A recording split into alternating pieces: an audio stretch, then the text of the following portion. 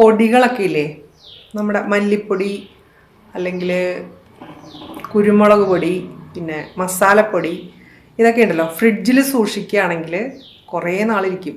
അല്ലെങ്കിൽ നമ്മൾ പുറത്ത് വെച്ച് കഴിഞ്ഞാൽ ചിലപ്പോൾ അത് എപ്പോഴും യൂസ് ഇല്ലാത്തൊരു സാധനം ആയതുകൊണ്ട് തന്നെ കട്ട പിടിക്കാനും അതിലൊരു തരം പൂപ്പൽ വരാനൊക്കെ എനിക്ക് അനുഭവം ഉണ്ടായിട്ടുണ്ട് കേട്ടോ. അതുകൊണ്ടാണ് ഞാൻ പറയണത്. അപ്പോൾ അതിന് വേണ്ടി ഒരു വഴിയുണ്ട് കേട്ടോ. എന്താണെന്ന് വെച്ച് കഴിഞ്ഞാൽ ഫ്രിഡ്ജിൽ സൂക്ഷിക്കുക. ഫ്രിഡ്ജിൽ സൂക്ഷിക്കുകയാണെങ്കിൽ നമുക്ക് ഈ മല്ലിപ്പൊടി ആയാലും മസാലപ്പൊടി ആയാലും കുരുമുളക് പൊടി ആയാലും ശർക്കര ആയാലും ശർക്കരയ്ക്കൊക്കെ ഒരു പൂപ്പലും ഒരു ചൊവയൊക്കെ വരാറുണ്ട്. പക്ഷേ ഇത് ഞാൻ കുറേ നാളായിട്ടില്ല, ഏകദേശം ഒരു 2 മാസമായിട്ടുണ്ട് ഏകദേശം.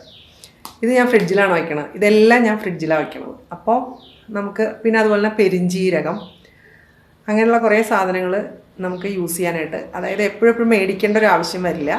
അപ്പോൾ നമുക്ക് കറക്റ്റായിട്ട് ഒരു പാത്രത്തിലാക്കി ഇങ്ങനെ വയ്ക്കുകയാണെങ്കിൽ നല്ല മുറുക്കുള്ള അടപ്പൊക്കെ ഇട്ട് പാത്രത്തിൽ വയ്ക്കുകയാണെങ്കിൽ, പിന്നെ പ്രത്യേകിച്ച് കുപ്പിയിലാണ് ഇത്, ശർക്കര പ്ലാസ്റ്റിക് പാത്രത്തിലാണ് ഇട്ടിരിക്കണത്.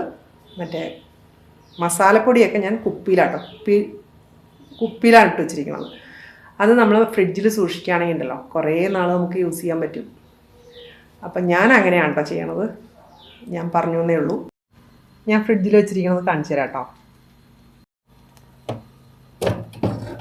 ഇത് ശർക്കര ഇപ്പം എടുത്തത്, ഇത് മല്ലിപ്പൊടി ഞാൻ വീട്ടിൽ തന്നെ പൊടിക്കുന്നതാണ്, ഇത് ഗരം മസാല, ഇത് പെരിഞ്ജീരകം,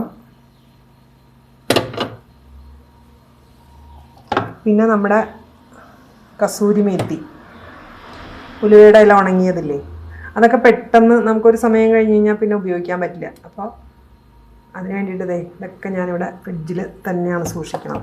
നല്ല ക്രിസ്പി ആയിട്ടിരിക്കുകയും ചെയ്യും, നമുക്ക് കുറേ നാൾ യൂസ് ചെയ്യാനും പറ്റും.